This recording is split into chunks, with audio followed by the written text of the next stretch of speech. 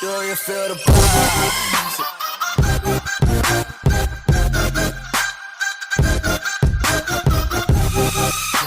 L'atelier, donc l'atelier, moi, Ouais, je l'ai pensé un peu en sens de fabrication de nos appareillages.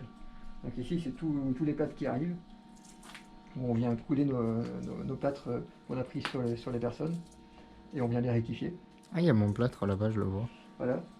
Donc ici, là, il y a le plâtre que j'avais gardé pour les découpes et pour les recharges. L'autre plâtre, je l'ai cassé, celui que j'ai coulé à l'intérieur.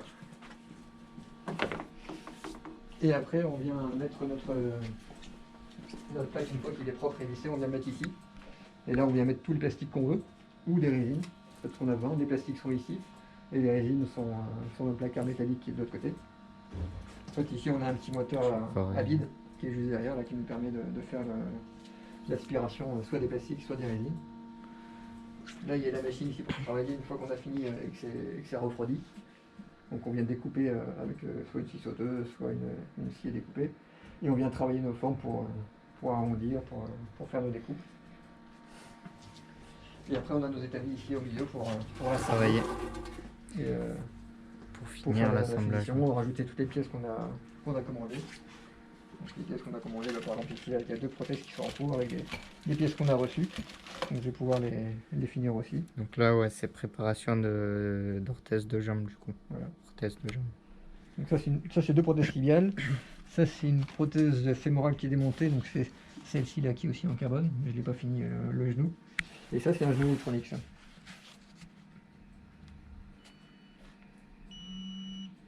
Alors, on l'entend là il s'est mis en route. Et donc celui-là il est capable en fait de suivre là, une cadence de marche, d'accélérer ou de ralentir en fonction du rythme de marche de la personne. D'accord, donc il peut même courir avec ça. Alors courir en général non, pas avec les genoux pas avec ce genre de genou. Parce qu'en fait pour courir il faut un genou qui soit complètement libre, qui ait quasiment aucun frein.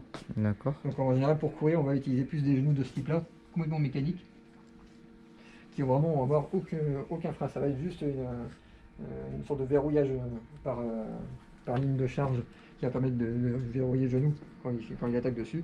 Mais il faut que ça soit complètement libre quand il court. Alors que quand on marche, là par contre on a besoin de plus d'un contrôle pour pas que ça revienne trop vite.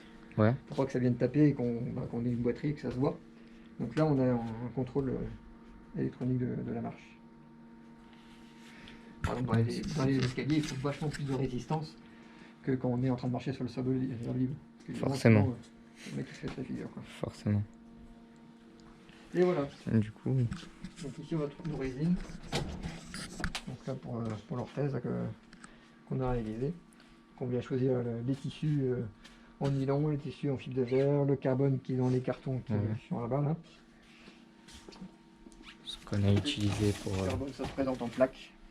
Le tissu, ouais. Voilà. Une plaque de tissu avec des tressages qui sont différents. On a ceux-là. Et on a ceux-là. Ah, du coup, ça. Ça c'est plus pour l'habillage.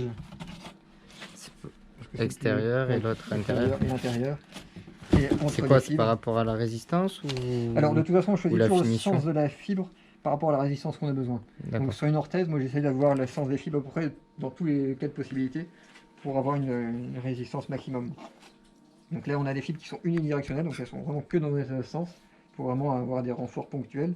Donc moi je m'en sers un peu comme des embrasses pour renforcer, pour éviter que ça s'écrase. Ici on a un tissu à fibre croisée mais à 30 degrés. Donc là, c'est plus pour éviter les torsions de l'appareil. Donc ça, il y en a à l'intérieur. Et après, ouais, ça reste que pour l'habillage, parce que c'est assez fin.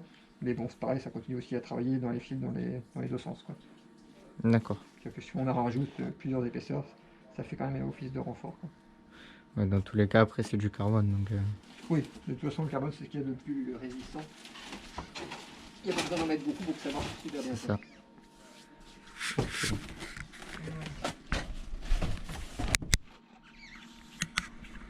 Et en bas, on a toutes nos fibres, enfin nos résines liquides. Ça, c'est la résine acrylique que j'ai utilisée, la résine carbone. On a les résines époxy qui sont en dessous ici. Hein. Ouais. Les lentes ou les rapides. Ok. Voilà.